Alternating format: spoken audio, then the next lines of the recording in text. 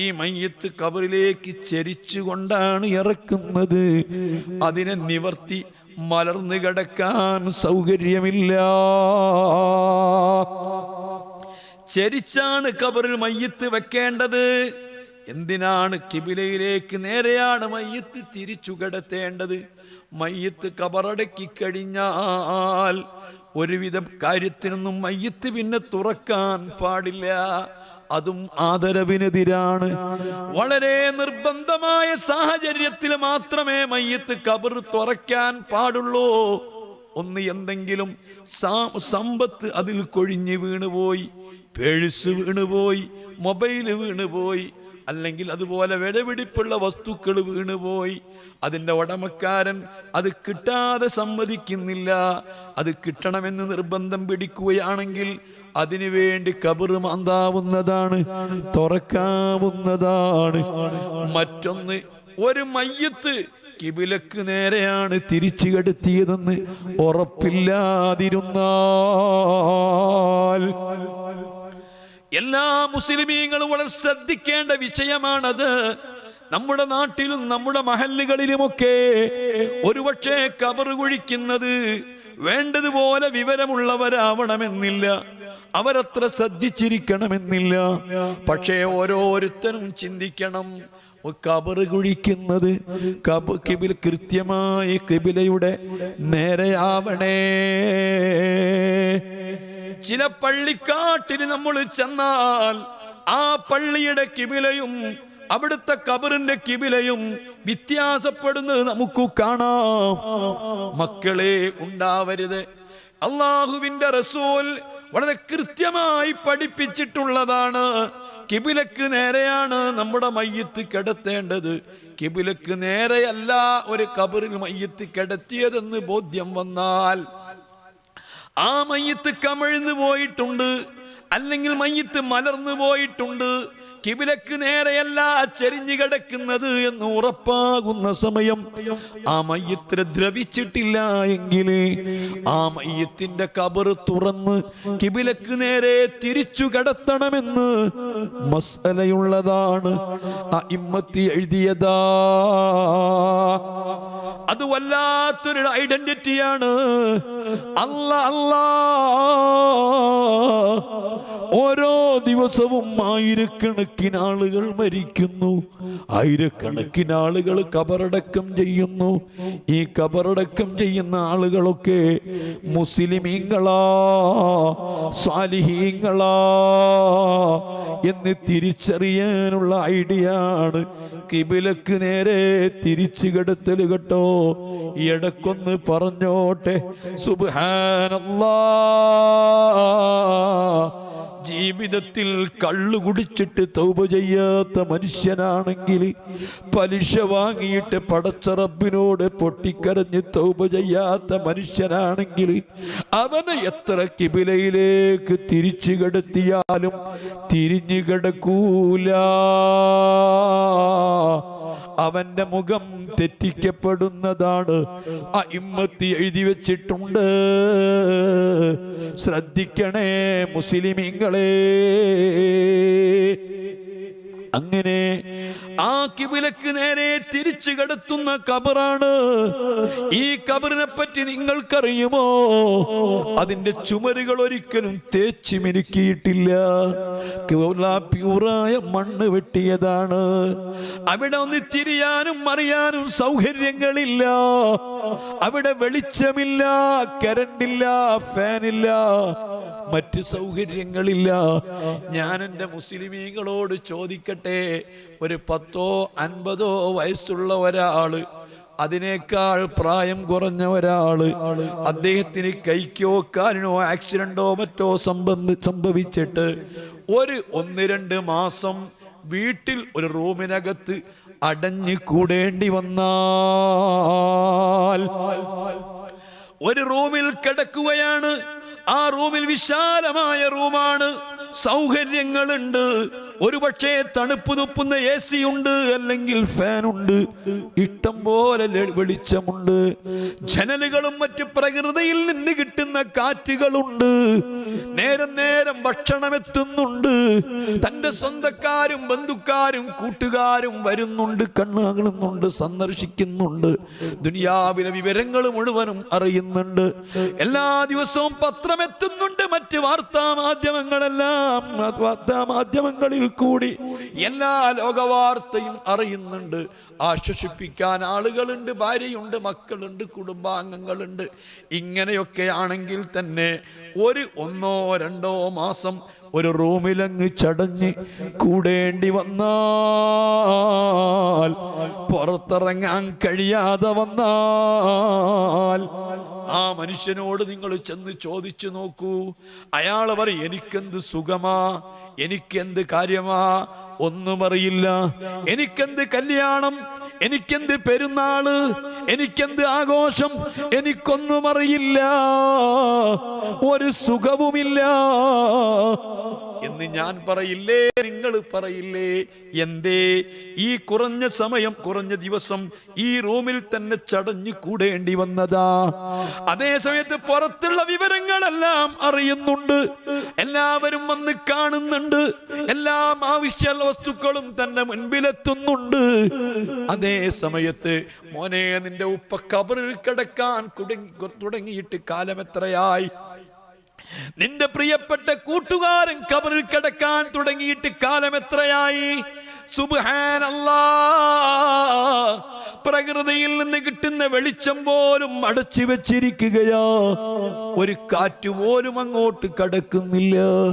ആ ഇരുളടഞ്ഞ ഖബറില് ആണെങ്കിലോ ഈ വല്ലാത്ത ഇടുക്കമുള്ള ഖബറാ. ആ ഖബർ എത്ര കാലമായി കിടക്കുന്നു, ആരും ബന്ധപ്പെടുന്നില്ല, വിവരങ്ങൾ അറിയുന്നില്ല.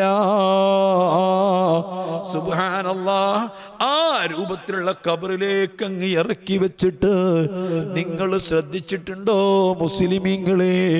നമ്മൾപ്പെട്ട പല ആളുകളും മയ്യത്തിന്റെ അടുത്ത് ഹാജരായാല് ചില ആളുകളൊക്കെ മയ്യത്ത് കണ്ടുകൊണ്ട് പെട്ടെന്ന് തിരിച്ചു പോരുന്നു. വളരെ കുറഞ്ഞ ആളുകൾ നിസ്കരിക്കുന്നത് വരെ പള്ളിയിൽ തങ്ങുന്നു. നിസ്കാരം കഴിഞ്ഞാൽ ഒട്ടുമിക്ക ആളുകളും പിരിഞ്ഞു പോരുന്നു. അല്ലാഹുവിന്റെ റസൂൽ പറഞ്ഞു, മഹദി ബീവി ആയിഷ റളിയല്ലാഹു അൻഹാ റിപ്പോർട്ട് ചെയ്ത ഹദീസിൽ കാണാം, ഈ മയ്യത്തിന്റെ ആത്മാവ് കിടന്ന് പൊട്ടിക്കരയുന്ന ഒരു സമയമാണ്. ജീവിച്ചിരിക്കുന്നവർ മരിച്ചവരെ മറക്കുമെന്നറിയാം, ഉപ്പാനെ മറക്കുമെന്നറിയാം, ഭാര്യയെ മറക്കുമെന്നറിയാം, എത്ര പ്രിയപ്പെട്ടവരും പ്രിയപ്പെട്ടവനെ മറക്കുമെന്നറിയാം. ഈ കൂട്ടത്തിൽ പലരും മരിച്ചു പോയവരില്ലേ? ഉപ്പമാര് മരിച്ചു പോയവരില്ലേ? ഉമ്മമാര് മരിച്ചു പോയവരില്ലേ? സ്വന്തം കൂട്ടുകാര് മരിച്ചുപോയ പലരുമില്ലേ? ആ മരിച്ചവരെ കുറിച്ച് നിങ്ങൾ എപ്പോഴെങ്കിലും ഓർത്തിട്ടുണ്ടോ? ഇന്ന് നേരം വെളുത്തതിന് ശേഷം നിങ്ങൾ അവരെ കുറിച്ച് ചിന്തിച്ചിട്ടുണ്ടോ? വേണ്ട. വർഷങ്ങളായി മരിച്ച ആളുകളെ പറ്റി ഏതാനും ദിവസങ്ങളോ ഏതാനും മാസങ്ങളോ മാത്രമല്ലേ നമുക്ക് ഓർമ്മയിൽ വന്നുള്ളൂ. എത്ര പെട്ടെന്ന് മറന്നവരാ. എൻ്റെ പ്രിയപ്പെട്ട ഉപ്പ മരിച്ച സമയത്ത് മറക്കാൻ കഴിയുമെന്ന് എനിക്കറിയുമായിരുന്നില്ല. എൻ്റെ പ്രിയപ്പെട്ട ഉപ്പ മരിക്കുന്ന സമയത്ത് ഞാൻ ലക്ഷദ്വീപില. ആഴ്ചകൾ കഴിഞ്ഞാ ഞാൻ തിരിച്ചെത്തിയത്. ഞാൻ പലപ്പോഴും ഓർത്തു പോകാറുണ്ട്, എന്തൊരനുഗ്രഹമായിരിക്കും അള്ളാഹു എന്നെ കൊണ്ട് ഉദ്ദേശിച്ചത്. എൻ്റെ ഉപ്പയെങ്ങാനും മരിക്കുന്നിടത്ത് ഞാനുണ്ടെങ്കിൽ ഇതുപോലെ സമാധാനത്തോടെ പിടിച്ചു നിൽക്കാൻ പറ്റുമെന്ന് തോന്നിയില്ല. പക്ഷേ അത്രക്കും പ്രിയപ്പെട്ട രൂപത്തിലാണ് എൻ്റെ ഉപ്പ എന്നെ വളർത്തിയിരുന്നത്, എൻ്റെ ഉപ്പ എന്നെ പഠിപ്പിച്ചിരുന്നത്, എൻ്റെ ഉപ്പ എനിക്ക് സ്നേഹം തന്നിരുന്നത്, എൻ്റെ ഉപ്പ എന്നെ പിടിച്ചുയർത്തിയിരുന്നത്. എല്ലാ ചെറിയ കിതാബുകളും എൻ്റെ ഉപ്പ എന്നെ ഓതി പഠിപ്പിച്ചതാ. കാലച്ചെറുപ്പം മുതൽക്ക് തന്നെ പഠിപ്പിച്ചതാ. ആ ഉപ്പാനെ മറക്കാൻ കഴിയുമെന്ന് ഞാൻ ഓർത്തിരുന്നില്ല. പക്ഷേ ആരാണ് ഇന്ന് ഓർക്കുന്നത്? എപ്പോഴാണ് ഉപ്പയെപ്പറ്റി ഓർക്കുന്നത്? മറക്കാത്തവരുണ്ടോ? ഏത് ഭാര്യയാണ് ഭർത്താവിനെ മറക്കാത്തത്? ഏത് ഭർത്താവാണ് ഭാര്യയെ മറക്കാത്തത്? ഏത് മാതാപിതാക്കളാ മക്കളെ മറക്കാത്തത്? ഏത് മക്കളാ മാതാപിതാക്കളെ മറക്കാത്തത്? ഇങ്ങനെ ഏത് മരിച്ചവർ ജീവിച്ചവരും മരിച്ചവരെ മറക്കുമെന്ന് എനിക്കറിയാം. പക്ഷെ ഇത്ര പെട്ടെന്ന് മറക്കുമെന്ന് ഓർത്തില്ല. എന്റെ ഖബറൊന്നു കാണാൻ, എൻ്റെ വീടൊന്നു കാണാൻ, എന്നെ ഒന്ന് വീട്ടിൽ കൊണ്ടു കിടത്താൻ, എൻ്റെ സൗകര്യങ്ങളൊന്ന് വിലയിരുത്താൻ എൻ്റെ കൂട്ടുകാർക്കായില്ലല്ലോ. എൻ്റെ ഉറ്റവർക്കും ഉടയവർക്കും സമയം കിട്ടിയില്ലല്ലോ എന്ന് പറഞ്ഞ് മയ്യത്തിൻ്റെ ആത്മാവ് പൊട്ടിക്കരയുമെന്ന് ഹബീബായ റസൂലുള്ളാഹ് സല്ലല്ലാഹു അലൈഹി വസല്ലമ തങ്ങൾ പറഞ്ഞിട്ടുണ്ട്. ആ നിലയ്ക്ക് ഈ ഖബറിലേക്ക് അങ്ങ് ഇറക്കി കിടത്തിയിട്ട് ഈ തലക്കുഭാഗത്തുള്ള കെട്ടടിക്കുന്നതാണ്. ഉമ്മമാരെ, നിങ്ങൾ മയ്യത്ത് ചുമന്നു കൊണ്ടുപോയിട്ടില്ല, നിങ്ങൾ മയ്യത്ത് പള്ളിയിൽ കൊണ്ടുപോയിട്ടില്ല, നിങ്ങൾ മയ്യത്ത് കബറടക്കുന്നത് കണ്ടിട്ടില്ല. കണ്ടവരോട് ചോദിച്ചുകൂടെ? ഏത് മയ്യത്തും കബറിലേക്ക് ഇറക്കി കഴിഞ്ഞാൽ തലക്കുഭാഗത്തുള്ള കെട്ടഴിക്കുന്നതാ. ഒരാൾ സ്ത്രീകളാണെങ്കിൽ ആ സ്ത്രീകളെ തൊട്ടാൽ ഒതുമുറിയാത്തൊരു പുരുഷൻ, മെഹ്റം തന്റെ തൊട്ടാൽ ഒതുമുറിയാത്തൊരു പുരുഷൻ ആ കബറിലേക്ക് ഇറങ്ങിയിട്ട് തലക്കുഭാഗത്തുള്ള കെട്ടടിച്ചിട്ട് തന്റെ മുഖത്തിന്റെ ഭാഗത്തുനിന്ന് കഫം തുണി നീക്കിയിട്ട് അല്ലാ ഒരു ഉരുള മണ്ണെടുത്തിട്ട് ആ മണ്ണ് വെള്ളം ചേർത്തി കുഴച്ചിട്ട് ഒരു തലയിണ പോലെ ഉരുട്ടിയിട്ട് ഈ മയ്യത്തിന്റെ കവളിന്റെ താഴ്ഭാഗത്ത് വെക്കുന്നു. ഈ പുണ്യമാക്കപ്പെട്ട തന്റെ കവള് ഈ മണ്ണിലേക്ക് ചേർത്തിയിട്ടങ്ങ് അമർത്തി വെക്കുകയാ. സുബ്ഹാനല്ലാഹ്. ഒരു തലയിണ പോലെ ഈ കുതിർത്ത ഉരുട്ടിയ മണ്ണെടുത്ത് താഴ്ഭാഗത്ത് കവിളിന്റെ താഴെ വെച്ചിട്ട് ഈ പുണ്യ കവിളുണ്ടല്ലോ, ഒരു ചെറിയ പുള്ളി വന്നാൽ, ഒരു ചെറിയ കല വന്നാൽ എപ്പോഴും കണ്ണാടിയിൽ നോക്കി മിനുക്കുന്ന നമ്മുടെ സുന്ദരമായ മുഖം ഈ കവിളാ മണ്ണിലങ്ങ് അമർത്തി വെക്കുന്നതാ. ആ കവളനെ കമർത്തി വെച്ചതിന് ശേഷം അതേ നബി മുഹമ്മദ് പാടിയത് ഓർമ്മയില്ലേ? എന്റെ ഉസ്താദ് എന്നോട് പാട്ടുപാടരുതെന്ന് പറഞ്ഞതിനാൽ ഞാൻ നബി മുഹമ്മദിന്റെ പാട്ട് പാടുന്നില്ല. അതിനുശേഷം ഓരോ കല്ലുകൾ ഓരോന്നും അടുപ്പിച്ചടുപ്പിച്ച് വെച്ച് മൂടുകല്ല് മുഴുവനും വെച്ചാൽ ആ കബറിലേക്ക് ഇറക്കി വെക്കുമ്പോ മോനെ, ഇറക്കിയതോടുകൂടി നിന്റെ സ്ട്രെച്ചർ പുറത്തേക്ക് വന്നു. അതേ ഇറക്കാൻ വേണ്ടി ഉപയോഗിച്ച മണ്ണും പുറത്തേക്ക് വന്നു. അതാ കാണാതിരിക്കാൻ വേണ്ടി മൂടിപ്പിടിച്ചിരുന്ന പുതപ്പ് അതും പുറത്തേക്ക് വന്നു. എന്താണ് ആ കബറിന്റെ കൂടെ, നിന്റെ മയ്യത്തിന്റെ കൂടെ കബറിലേക്ക് കൊണ്ടുപോയതറിയോ? നമ്മുടെ ഹബീബായ മുഹമ്മദുർ റസൂലുള്ളാഹ് സല്ലല്ലാഹു അലൈഹി വസല്ലമ തങ്ങൾ പറയുന്നു, മയ്യത്ത് വീട്ടിൽ നിന്നിറങ്ങിയപ്പോ ഉറ്റവരാ മയ്യത്തിന്റെ കൂടെ പോയിരുന്നു, ഒരു സ്ട്രെച്ചർ കൂടെ പോയിരുന്നു, ഒരു പുതപ്പ് കൂടെ പോയിരുന്നു, ഒരു മുണ്ട് കൂടെ പോയിരുന്നു. അതെല്ലാം തിരിച്ചു വന്നു.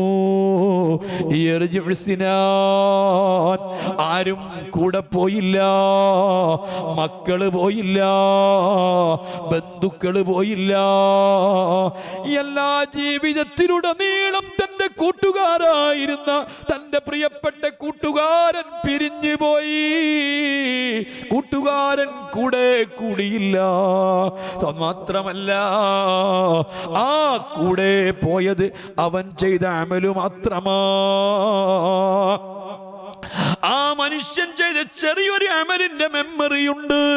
ജീവിതത്തിൽ ആ മനുഷ്യൻ ചെയ്ത എല്ലാ പ്രവർത്തികളും ഒപ്പിയെടുത്തിട്ടുണ്ട്, ഒരു ക്യാമറയിൽ ഒപ്പിയെടുത്തിട്ടുണ്ട്. അതാ നഗ്നനേത്രങ്ങളെ കൊണ്ട് കാണാൻ പറ്റാത്തൊരു മെമ്മറിയുണ്ട്. ആ മെമ്മറിയിൽ പ്രായപൂർത്തിയെത്തിയതിനു ശേഷം അവൻ ചെയ്ത സർവ കർമ്മങ്ങളുമുണ്ട്. കള്ള് കുടിച്ചതുണ്ട്, പെണ്ണ് പിടിച്ചതുണ്ട്, നിസ്കരിച്ചതുണ്ട്, ഖുർആൻ ഓതിയതുണ്ട്. പടച്ച റബ്ബ് സ്വീകരിച്ച അമലുകൾ ഏതൊക്കെയുണ്ടോ അതെല്ലാം അതിൽ രേഖപ്പെടുത്തിയിട്ടുണ്ട്. ആ മെമ്മറി തന്റെ കൂടെ വെച്ചിട്ടുണ്ട്, അവന്റെ കൂടെ പോയിട്ടുണ്ട്. അതിനുശേഷം മൂടുകല്ലുകൾ വെച്ചുകൊണ്ട് ഓരോ ഹോളുകളും കൃത്യമായി മണ്ണ് കൊണ്ടടച്ചിട്ട് ചുറ്റുഭാഗത്തും നിൽക്കുന്ന ആളുകൾ മിൻഹാ ഖലഖ്നാകും വഫിയാ നുഈദുകും വമിൻഹാ നുഖ്രിജുകും തറതൻ നുഖ്റാ. മിൻഹാ ഖലഖ്നാകും എന്ന് പറഞ്ഞതിന്റെ അർത്ഥം മണ്ണിൽ നിന്ന് നിങ്ങളെ സൃഷ്ടിച്ചിരിക്കുന്നു എന്നല്ല, അത് തെറ്റിദ്ധരിച്ചതാ. അങ്ങനെയല്ല. മിൻഹാ ഖലഖ്നാകും, ഇതിൽ നിന്നു നിങ്ങളെ നാം പടച്ചു. ഓരോ മനുഷ്യൻ ഇതിൽ നിന്ന് നിങ്ങളെ പടച്ചു. വഫിഹാ, ഇതിലേക്ക് തന്നെ നിങ്ങളെ മടക്കും. വമിൻഹാ നുഖ്രിജുകും തറതൻ നുഖ്റാ, ഈ മണ്ണിൽ നിന്നു തന്നെ നിങ്ങളെ പുറത്തു കൊണ്ടുവരും. ഈ മണ്ണിൽ നിന്നു പടച്ച നിങ്ങളെ ഇതിലേക്ക് തന്നെ നാം മടക്കിയില്ലേ, ഇനി ഇതിൽ നിന്നു തന്നെ നാം പുറത്തു കൊണ്ടുവരും എന്നർത്ഥം വരുന്ന ആയത്ത് മോദിയിട്ട് ഈ പരിസരത്തുള്ളവർ മുഴുവനും മണ്ണിടുകയാ. ഞാൻ ചോദിക്കട്ടെ, നിങ്ങൾക്കൊക്കെ ഇങ്ങനെ മണ്ണിടുമ്പം തോന്നാറുണ്ടോ? എന്റെ അജയ്യനായ ഗുരുമഹാനായ സയ്യിദ് യൂസുഫുൽ ജീലാനി തങ്ങളുപ്പാപ്പയുടെ ഉറൂസി ഇന്നലെ കഴിഞ്ഞല്ലേ ഉള്ളൂ. തങ്ങളുപ്പാപ്പ കബറിലേക്ക് ഇറക്കി കിടത്തി തങ്ങളുപ്പാപ്പയുടെ മേലെ മണ്ണിടുമ്പോ എനിക്ക് ധൈര്യം വന്നില്ല, ഞാൻ മണ്ണിട്ടില്ല, എന്നെ കൊണ്ട് കഴിഞ്ഞില്ല. മഹാന്മാരായ സ്വഹാബാക്കളോട് ഫാത്തിമ ബീവി റളിയല്ലാഹു അൻഹ ചോദിച്ചിരുന്നു. ഹസൻ റളിയല്ലാഹു അൻഹു, ഹുസൈൻ റളിയല്ലാഹു അൻഹു, അവിടുത്തെ പ്രിയപ്പെട്ട മക്കളോട് ഉപ്പാപ്പ മുത്തുനബിന്റെ ഖബറിന്മേൽ മണ്ണിടാൻ നിങ്ങൾക്ക് കഴിഞ്ഞുവല്ലോ, എങ്ങനെയാ നിങ്ങൾക്ക് ധൈര്യം വന്നത്? എങ്ങനെയാ നിങ്ങൾക്ക് തോന്നിയത്? ഇരിക്കട്ടെ, ചുറ്റുഭാഗത്തുമുള്ള ആളുകളൊക്കെ മണ്ണിട്ട് കഴിഞ്ഞാൽ കൈക്കോട്ട് കൊണ്ട് ഖബറൊക്കെ അങ്ങ് നിറച്ചാൽ, ആ ഖബർ ആഴമേറിയ ഖബർ മൊത്തം മണ്ണുകൊണ്ട് നിറച്ചാൽ, 2 മീസാൻ കല്ലും കുത്തിയിട്ട് ഒരു ചെടിയും നട്ടുപിടിപ്പിച്ച് ഒരു തൊട്ടി വെള്ളമൊഴിച്ചാൽ, ആ വെള്ളമൊഴിച്ചതിന് ശേഷം അതാ ഒരാൾ ആ ഖബറിന് അഭിമുഖമായി ഇരിക്കുകയാ, ഇരുന്നു കൊണ്ട് പറഞ്ഞു കൊടുക്കുകയാ, ഉമ്മമാരെ, പ്രായപൂർത്തിയെത്തിയ മയ്യിത്താണെങ്കിൽ തൽഖീൻ ചൊല്ലിക്കൊടുക്കുന്നതാ, കുട്ടിയാണെങ്കിൽ ചൊല്ലേണ്ടതില്ല, പറഞ്ഞു കൊടുക്കേണ്ടതില്ല. പ്രായപൂർത്തിയെത്തിയ ആൺകുട്ടിയാണെങ്കിലും പെൺകുട്ടിയാണെങ്കിലും ഇതാ പറഞ്ഞു കൊടുക്കുന്നു. പലരും തെറ്റിദ്ധരിച്ചതുപോലെ ഈ ഖബറിൽ മറവ് ചെയ്യപ്പെട്ട ഡെഡ് ബോഡിയോടല്ല പറഞ്ഞു കൊടുക്കുന്നത്, മയ്യിത്തിന്റെ ശരീരത്തിൽ നിന്ന് പിരിഞ്ഞ ആത്മാവ് ഈ ഖബറിന്റെ മുകളിലാ. ആത്മാവിനെ ആരും കഫൻ ചെയ്തില്ലല്ലോ, ആത്മാവിനെ കുളിപ്പിച്ചില്ലല്ലോ, ആത്മാവിനെ ചുമന്നില്ലല്ലോ. ആത്മാവ് മയ്യിത്ത് കട്ടിലിന്റെ മുകളിലായിരുന്നു. ഈ മയ്യിത്ത് കട്ടിലിന്റെ മുകളിലുള്ള ആത്മാവ് മയ്യിത്ത് മറവ് ചെയ്യുന്നതോടുകൂടി തലക്കുഭാഗത്ത് വന്നിരിക്കുന്നു. ആ തലക്കുഭാഗത്തിരിക്കുന്ന ആത്മാവിനോടാണ് അഭിമുഖമായി നിന്നുകൊണ്ട് ചൊല്ലിക്കൊടുക്കുന്നത്, പറഞ്ഞു കൊടുക്കുന്നത്. യാ അബ്ദല്ലാ ഇബ്നാമത്തില്ല, നീന്റെ കരാറൊക്കെ നിനക്ക് ഓർമ്മ വേണം. അല്ലാഹു റബ്ബാണെന്ന് നീ വിശ്വസിച്ചവനാ, നേരത്തെ പ്രഖ്യാപിച്ചിരുന്നവനാ, മുത്തുനബിയെ റസൂലായിട്ട് അംഗീകരിച്ചിരുന്നവനാ, വിശുദ്ധ ദീനുൽ ഇസ്ലാം മതമായിട്ട് സ്വീകരിച്ചിരുന്നവനാ, വിശുദ്ധ കിബില കഅബ കിബിലയായി സ്വീകരിച്ചിരുന്നവനാ. ഇതെല്ലാം നിനക്ക് ഓർമ്മ വേണമെന്ന് ഉറപ്പെടുത്തി കൊടുത്തിട്ട് അതിനുശേഷം മക്കളെ ഞാൻ സാന്ദർഭികമായി ഓർമ്മപ്പെടുത്തുകയാണ്. അതാ ഒരു ഫാത്തിഹ സൂറത്ത് ഓതി, അൽ മൂന്ന് ഖുൽ ഹുവല്ലാഹു സൂറത്ത് ഓതി ദുആ ചെയ്ത് പിരിയലാ. ഇമാമുന ശാഫിഈ റളിയല്ലാഹു അൻഹു തങ്ങൾ പറഞ്ഞു, ആ സമയത്ത് ഖബറിന്റെ അടുത്ത് വെച്ച് ഖുർആൻ 30 ഖത്മ് തീർക്കാൻ കഴിഞ്ഞാൽ അത് വളരെ നല്ലതാ. തന്റെ പ്രിയപ്പെട്ട ഉപ്പ മരണപ്പെട്ടാൽ, തന്റെ പ്രിയപ്പെട്ട ഉമ്മ മരണപ്പെട്ടാൽ, തനിക്ക് വേണ്ടപ്പെട്ടവര് മരണപ്പെട്ടാൽ ഏറ്റവും കൂടുതൽ ചിന്തിക്കേണ്ടത് അതാണ്. ആ ഖബർ മറമാടി ഉടനെ തന്നെ ഒരു ഖത്മ് ഖുർആൻ ഓതേണ്ടതാ. അങ്ങനെ ഖുർആൻ ഓതി ദുആ ചെയ്താൽ ആരും പിരിഞ്ഞു പോരുകയാ. ഒരു ഉപ്പയും മകന്റെ അടുത്ത് നിൽക്കുന്നില്ല, ഒരു മകനും ഉപ്പാന്റെ അടുത്ത് നിൽക്കുന്നില്ല, ഒരു ഭർത്താവും തന്റെ ഭാര്യന്റെ അടുത്ത് നിൽക്കുന്നില്ല. എന്റെ ഉപരിയപ്പെട്ട ഭാര്യക്ക് ആദ്യ രാത്രിയാ, ജീവിതത്തിൽ ഒരിക്കലും ഒറ്റക്ക് കിടന്ന് പരിചയമില്ല, ഒരു വീട്ടിൽ ഒറ്റക്ക് തങ്ങിയിട്ടില്ല, വലിയ പേടിയുള്ള ആളാ, കൂട്ടം തെറ്റിരിയാതെ ജീവിക്കുന്നവരാ. ഇന്നിവരെ ഒരു വീട്ടിൽ ഇതുവരെ തനിച്ചു കിടന്നിട്ടില്ല. എന്റെ ഭാര്യ വല്ലാത്ത പേടിയുള്ളവളാ, എന്റെ ഉപ്പ വലിയ പേടിയുള്ളവനാ. അതുകൊണ്ട് എന്നത്തെ രാത്രിയെങ്കിലും, ആദ്യത്തെ രാത്രിയെങ്കിലും എന്റെ പ്രിയപ്പെട്ട ഉപ്പക്ക് പേടിക്ക് ഞാനന്ന് കൂടെ നിൽക്കുന്നു എന്ന് ഇന്ന് വരെ ഒരു മകനും ചിന്തിച്ചിട്ടില്ല, ഒരാളും ചിന്തിക്കലില്ല. ആ ഖബറിന്റെ അടുത്ത് നീയായി നിന്റെ പാടായി എന്നും പറഞ്ഞ് പിരിഞ്ഞു പോരലാ. ഞാൻ ചോദിക്കുന്നു മക്കളെ, ആരെങ്കിലും പിന്നങ്ങനെ ചിന്തിക്കലുണ്ടോ? എന്റെ മറവ് ചെയ്യപ്പെട്ട ഉപ്പാന്റെ ഇപ്പോഴത്തെ അവസ്ഥ എന്താണ്? ഉപ്പ ഇപ്പോൾ അനുഭവിക്കുന്നത് എന്താണ്? ഉപ്പയുടെ സ്ഥിതി എന്താണ് എന്ന് ചിന്തിക്കുന്ന എത്ര മക്കൾ കൂട്ടത്തിലുണ്ട്? അല്ലെങ്കിൽ ഏതെങ്കിലും ഒരു മയ്യത്ത് അടക്കം ചെയ്തതിനു ശേഷം പിരിഞ്ഞു പോരുമ്പോ ഇത് ചിന്തിക്കുന്ന വല്ലവരുമുണ്ടോ? അതേ സമയത്ത് നിങ്ങൾക്ക് കേൾക്കണോ, മഹാനായ ഇബ്രാഹീം ഇബ്നു അദ്ഹം റളിയല്ലാഹു അൻഹു, ഇബ്രാഹിം അദ്ഹം റളിയല്ലാഹു അൻഹു തങ്ങൾ ഏറ്റവും കൂടുതൽ ഒറ്റക്ക് ചെന്നിരിക്കാറുള്ളത് മക്ബറകളിലാണ്. ഈ പള്ളിക്കാട്ടിൽ ഒറ്റക്ക് ചെന്നിരിക്കുമായിരുന്നു. ബഹുമാനപ്പെട്ടവരോട് ചോദിക്കപ്പെട്ടാൽ ഏറ്റവും കൂടുതൽ ആള് കൂടുന്ന സ്ഥലം ഏതാണെന്ന് ചോദിച്ചാൽ പള്ളിക്കാട്ടിലേക്ക് ചൂണ്ടിക്കാണിക്കുമായിരുന്നു. ഞാൻ ചോദിക്കുന്നു, നിങ്ങളെ മഹല്ലത്തിലെ ശ്മശാനം എവിടെ എന്ന് എനിക്കറിയില്ല. എത്ര ആളുകളാണ് അവിടെയുള്ളത്? നിങ്ങളെ മഹല്ലത്തിൽ ഇപ്പോൾ ജീവിച്ചിരിക്കുന്ന ആളുകളെക്കാൾ കൂടുതൽ ഉള്ളത് ശ്മശാനങ്ങളിലല്ലയോ? എത്ര ആളുകളാ! അതുപോലെ ബഹുമാനപ്പെട്ട ഇബ്രാഹീം റളിയല്ലാഹു അൻഹു തങ്ങള് ഈ ഖബറിന്റെ അടുത്ത് ഇങ്ങനെ ഇരിക്കുമ്പോൾ അദ്ദേഹത്തോട് ചോദിക്കപ്പെട്ടാൽ പറയും, ഞാൻ ഇരിക്കുന്നത് ചില കൂട്ടുകാരരികിലാ. ഈ എഴുന്നേറ്റ് പോയാൽ അവർ എന്നെപ്പറ്റി ഒന്നും പറയില്ല.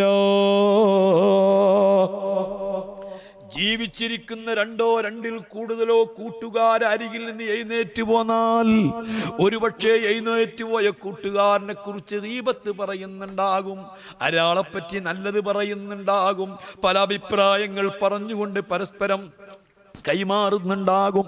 അതേ സമയത്ത് മരിച്ച മക്ബറയിലുള്ള കബറാളികളെ കൂട്ടത്തുനിന്ന് കുറേ സമയം ഇരുന്ന് എഴുന്നേറ്റ് പോന്നാൽ അവർ ഒന്നും പറയില്ല. ഇബ്രാഹിം റളിയല്ലാഹു അൻഹു തങ്ങളൊരു മയ്യത്ത് ഇങ്ങനെ ചുമന്നു കൊണ്ടുപോവുകയാ. ധാരാളം ആളുകളോടൊന്നിച്ച് ഈ മയ്യത്ത് ഇങ്ങനെ ചുമന്നുകൊണ്ട് ബഹുമാനപ്പെട്ടൊരു തൻ്റെ തോളിൽ മയ്യത്ത് കട്ടിൽ വെച്ചിട്ടുണ്ട്.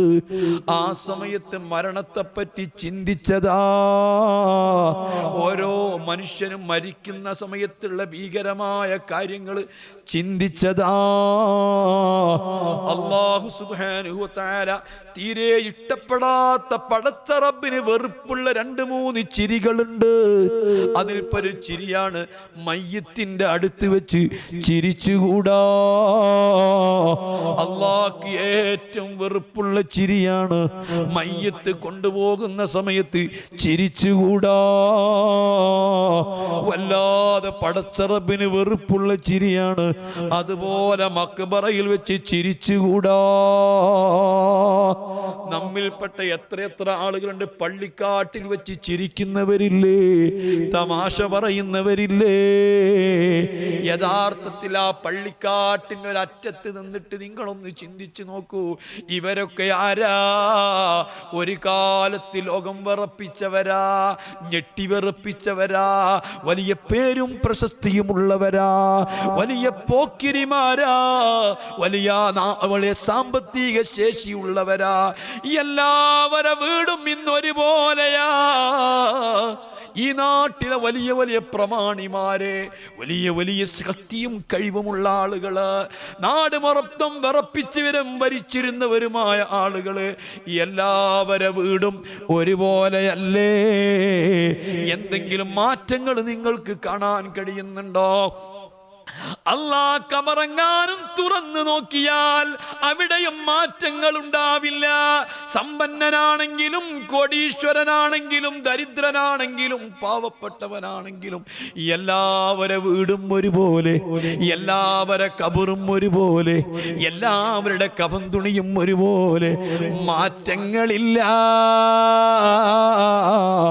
ഇവിടെ എത്രയെത്ര ഏക്കർ കണക്കിന് ഭൂമിയുള്ളവര്, വലിയ ഫ്ലാറ്റുകളിൽ താമസിച്ചവര്, എമ്പാടും സൗകര്യമുള്ളവര്, അവരെ കബറും 10 പൈസക്ക് വകയില്ലാതെ, ഉടുതുണിക്ക് മറുതുണിയില്ലാതെ, പാവപ്പെട്ടവന്റെ കബറും ഒരേ പോലെയല്ലേ? നിങ്ങൾ ആരെങ്കിലും പള്ളിക്കാട്ടിൽ ചെന്നുകൊണ്ട് ചിന്തിച്ചിട്ടുണ്ടോ? എന്നിട്ടെന്ന് ഓർത്തിട്ടുണ്ടോ? എവിടെയാണ് ചിരിക്കാൻ സാധിക്കുക? ഇല്ല, ചിരി വരൂല. ബോധമുള്ളവർക്ക് ചിരി വരൂല. ഈ മയ്യത്ത് ഇങ്ങനെ ചുമരിൽ വെച്ച് കൊണ്ടുപോകുമ്പോ ഈ മരണത്തെ പറ്റി മാത്രമാണ് ബഹുമാനപ്പെട്ടവർ ചിന്തിച്ചത്. അങ്ങനെ ചിന്തിച്ച് മയ്യത്ത് ഇങ്ങനെ ചുമന്നു കൊണ്ടുപോകുമ്പോ പെട്ടെന്ന് മയ്യത്ത് കട്ടിലിന്റെ മുകളിൽ നിന്ന് കേൾക്കുന്നു, ഇബ്രാഹിമേ ഫമാദാ ബഅദൽ മൗത്ത്. ഈ മരണത്തെ കുറിച്ച് മാത്രം ചിന്തിച്ചത് കൊണ്ടായോ?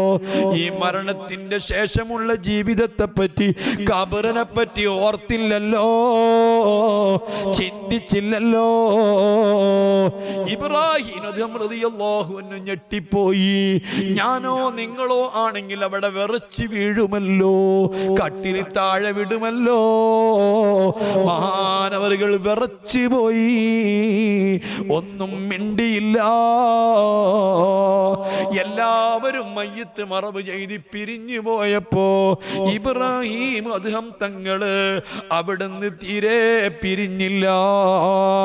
എല്ലാവരും പിരിഞ്ഞതിന് ശേഷവും ആ മയ്യത്തിന്റെ അടുത്ത്, ഖബറിന്റെ അടുത്ത് കുറെ സമയം ഇരുന്നു. ഇബ്രാഹിം റളിയല്ലാഹു അൻഹു തങ്ങൾ കുറെ സമയം ആ ഖബറിന്റെ അടുത്തിരുന്നപ്പോൾ പെട്ടെന്ന് അതാ ഖബറിന്റെ കാൽഭാഗം പൊട്ടി വിടരുന്നു. പൊട്ടി വിടർന്നിട്ട് ഒരാൾ പുറത്തു വരുന്നു. തല ഉയർത്തിയിട്ട് ചോദിക്കുന്നു, ഫമാദാ ബഅദൽ മൗത്ത്. ഇബ്രാഹിമേ, മരണത്തിന് ശേഷം നീ എന്തേ ചിന്തിക്കാതിരുന്നത്? കേവലം മരണം മാത്രം ചിന്തിച്ചത് കൊണ്ടായോ?